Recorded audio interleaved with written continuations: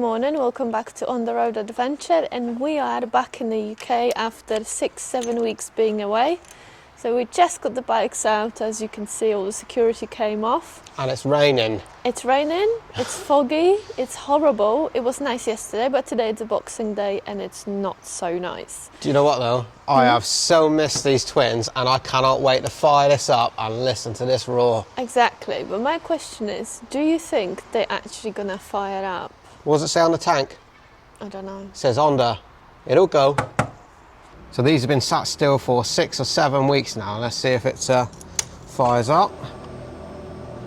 I think the immobiliser may drain the battery all the time we've been away.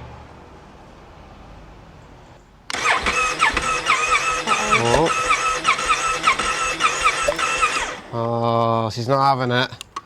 Try again.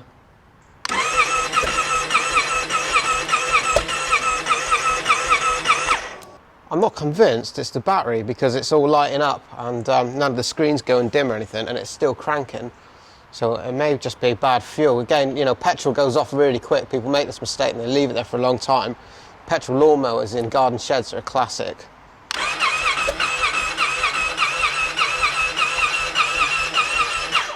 Fucking hands-free that was. Uh-oh. All right, let's try mine.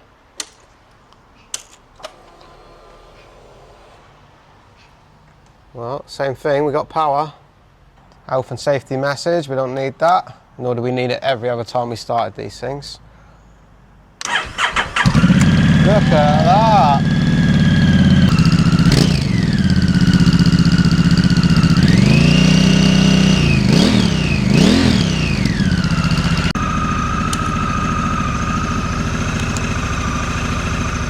Lights are off.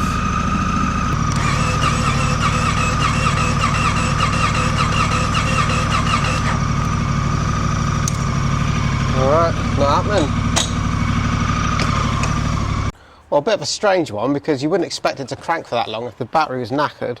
But it's the only thing I can do. It's got plenty of fuel in it and stuff. So I do have a jump start pack. This one's by Greed Pro. It is 3,000 amps and 48 watt hours of power. We learnt the hard way when travelling before, not having one of these small jump packs with us when we were touring. And so I got this one and we won't be going without it. I think on our last tour it happened twice. Once I left the Oxford heated grips on and once when I left the spotlights on. And yeah, we didn't have any way of doing it. Anyway, small jump pack, USBs, power out so you can charge your phone and whatnot, compass if you're really in trouble. So I'm not convinced it's power, but we'll see. Maybe a little extra power, give it a bit more cranking power and the bike will start. It cannot hurt, can it? Shouldn't do. Shouldn't. I ain't got any better ideas if I'm honest. And I really want to ride my bike. Yeah. It's the Boxing Day run today in our local area. Everybody gathers together down Exmouth seafront in Devon. So we want to go join some friends we haven't seen for a long time. So let's see if we can get this one going. The battery location on the Africa Twin absolutely sucks. Not only have you got to get these 2 bolts out, which I have a habit of rounding off, I've already done mine, you've got to get to another one in here. Simple's best, that's what I'm leaning for my next bike. Yeah, you know, the battery should be easily accessible underneath the seat, to my mind, but there it is, what can you do? So because this one's so far in, you can't get any leverage with the Allen key, so I'll stick that one in there, put the spanner on it, and now I've got a handle here. After a bit of swearing, a different Allen key and some leverage, and we've got that one out. Luckily, these are supplied in pairs, and I already bought a pair because I also rounded off the same one on mine, trying to get this one out.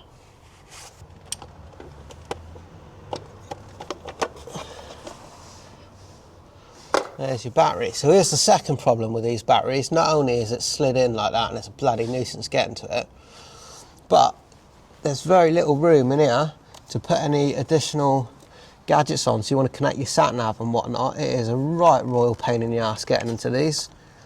Fonder box is what you need there. Alright, so what we've discovered here is this particular jump pack isn't any good for motorcycles because the clips are too big to get onto the terminals. I know that Oxford do another one that's very similar, but assumably this is smaller, they will have thought of that. Fucking does what it wants. Something is going on.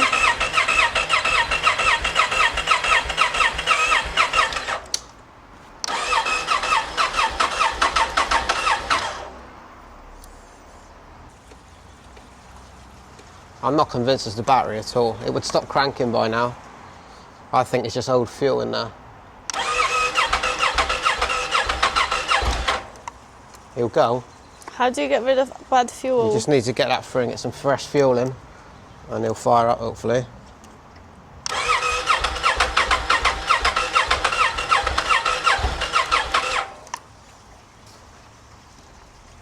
Yay.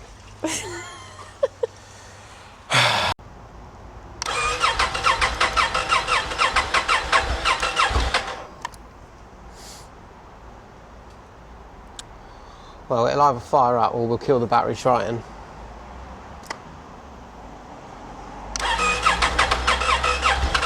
Come on. Almost. It wants to. This was an old 1980s bike. You just pull the pipe off the bottom of the carb, unscrew the drain, let the fuel out, put some fresh fuel in, away you go.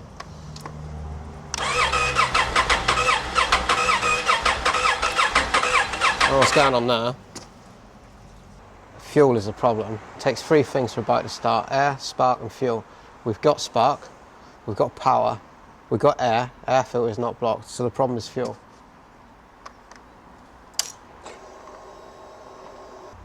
There's been another recall on these while we've been away. Apparently there's a problem with the computer programming. If you turn off the wheelie control, it doesn't do it or something, and been causing problems. So it's got to go back to the shop again for another recall.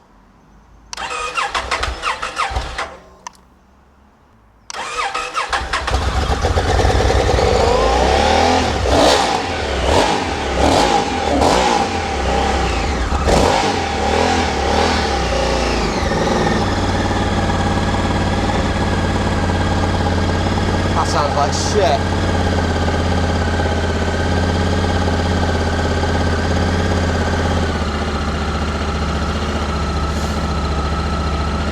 Hopefully you've just got some really shitty fuel. We'll put some fresh fuel in, it'll be alright.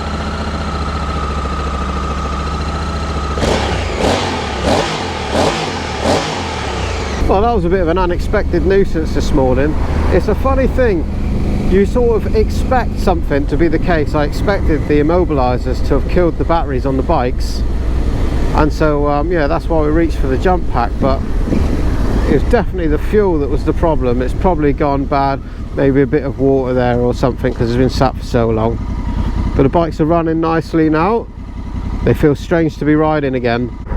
Honestly, I feel like this is not even my bike. I don't know how to ride this thing no more. It feels like a massive cow to ride. It's a good feeling, but it's scary. Yeah, it's nice to have. We literally have 10 times the power back than what we were riding before around Thailand only a couple of days ago. But we need to be a little bit wary because we're back to England now and we've got greasy roads and rubbish weather. Well, I'm still kind of happy to be back in the UK, you know. It's going to be nice to go and see our biking friends and, you know, people we know. But we were speaking to Bulgarian on a bike not long ago, and one of the parts of the conversation we were having is how people buy a CRF 300 rally. So the baby version of this, and everybody says when they first get it, you know, this is not enough power, I'm going to have to get rid of it and get a bigger bike again. But once you've been riding it for a little while, it is amazing how quickly you adapt. It's amazing how you can get used to the feel of 125, 150, and now this feels like an unnecessary power. I still like big bikes though, don't get me wrong, it's just a bit odd. Let's see how long it takes before Eva changes her tune. I reckon by the time we're coming back again, back in love with the Africa Twin. Of course I need 1100 cc's. I think the weather doesn't help to be back on a big bike, because your brain tells you that the roads are slippery and, you know, you need to be more careful. They definitely are. I've seen plenty of oil patches and nice colourful patterns on the road, so maybe there's something to be said though for the old light is right. Simple bikes, less electronics, less things to go wrong. There seems to be a massive movement now to people moving that way. Look at the popularity of things like Royal Enfield, the 450, that sort of stuff. Himalayans. No electronics, no cruise control, no 8-axis IMU and all the rest of it. We don't even know what that stuff does. You don't use any of it. Eva's latest recall on her Africa Twin is for when she removes the wheelie control. I bet you don't even know how to do that, let alone ever done it. I definitely do not need the wheelie option. Anyway, we are off to Exmouth, a seaside town in Devon. And every year on Boxing Day, crazy people meet up. Some crazy people like to swim in the sea. I don't fancy that very much. There's often things like boat races and stuff like that. And of course the bikers meet up along the seafront for a chin wag and a cup of tea. Which is why we're going. Well, we don't know if anyone is there because the weather is lovely. And also we're late because of the bike wouldn't start, so... I bet there's a few people there. This is business as usual for everybody else. Beautiful day at the Devon seaside. Amazing how many people like to come out for a walk and whatnot on Boxing Day down the beach. Everyone is just tired of eating and sitting at home. I never get tired of eating. We've only been back, what, 2 days, something like that. We're a bit jet lagged still as well. Trying to get the sleeping pattern right again is a nightmare, but I was straight down Liddell's, got a nice block of cheese and whatnot. I've been eating good old English food. Very happy man. That's amazing what you miss when you go away from your own country for a while. Well, not very many bikes here this year. Oh, my mate Phil, he thinks we're still in Thailand. What are you doing here?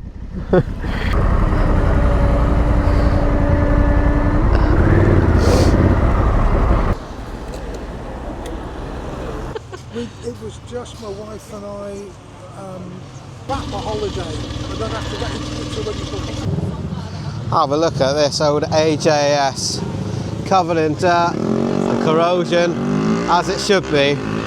But that bike's still being used as it's intended. And another fella come down to see his friends.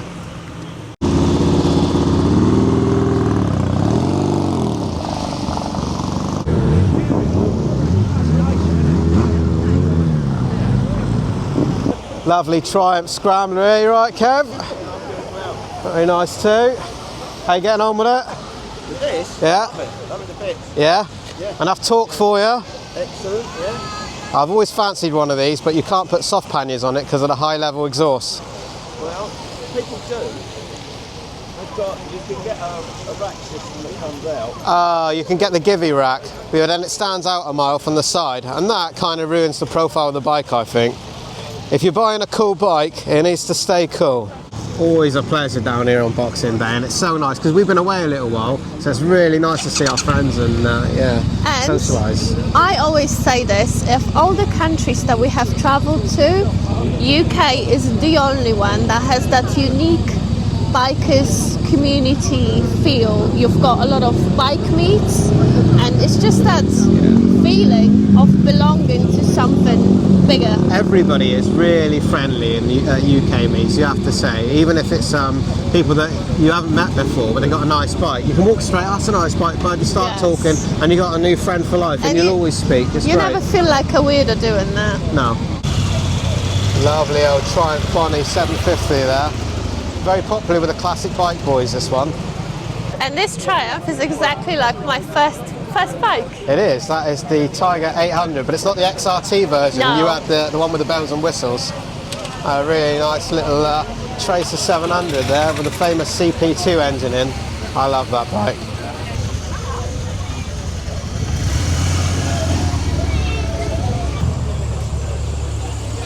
Some really nice older bikes here. There's a GP 100 there. TS125. Oh, there's an old classic for you.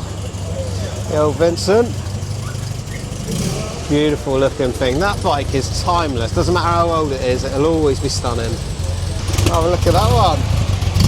This is actually another friend of ours, and he was saying he traded in his modern GS to buy this BMW 100 RS, and he's loving it. See that pretty cool.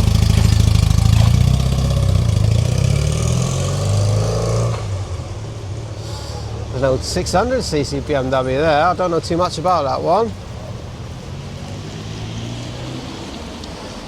Triumph Bonnie T100. Oh, really nice Honda VFR 400. Well, it's been decided pretty early on that we're going to head off to our Wetherspoons, get some dinner and spend some time with some friends. And this guy, Phil. Dying to be famous as Phil. He's famous locally, but I can't tell you why. Anyway, we're all going to go off to Spoons and get some lunch and a drink. So let's go. So what is it? Wetherspoons? Wetherspoons for lunch and sit in the warm and sit by the radiator. Yeah. Have some British food, finally. Yeah, ham, egg and chips is on. Oh, I love the sound of my twin. Right, a mixed bunch of retrobates we are today. Our friend Andy's moved over to the BMW GS 1200 here, and he's enjoying that one. Most comfortable bike he's ever ridden, he says. Do you know, it's so nice to be back locally where we belong, really. All our friends out and about on the bikes. We're like children, we are. Absolutely, absolutely love it.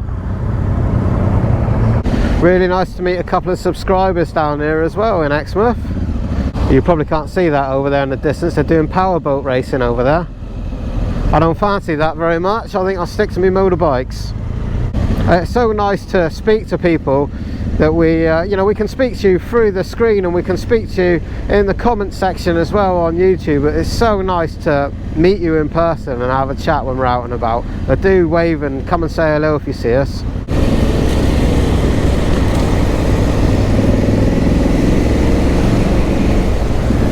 It's so good to be out with the twins again. I think we're so in love with these bikes. They just look so good. Definitely one of those love at first sight things with these bikes. We so want to play, but we can't. The roads are wet and miserable, and what can you do? That's right, the weather is not the best. But it's not bad. It could be worse. It could be ice, could be snow, but it's not. Yeah, I'm still sort of like trying to remember how to ride it properly. But it's better with a few miles in. That's so much fun. I do like a twin, not necessarily an Africa twin, but a parallel twin engine. I just think they make such a good noise. There's some really interesting ones coming out this year. So many good new adventure bikes. Hopefully we're going to get our hands on some of them as soon as they come out, and we can't wait to show you. It's going to be a good year for bikes. Also single cylinders as well. I'm really curious to try out the Suzuki DRZ 400. I think that's going to be a really popular bike this year.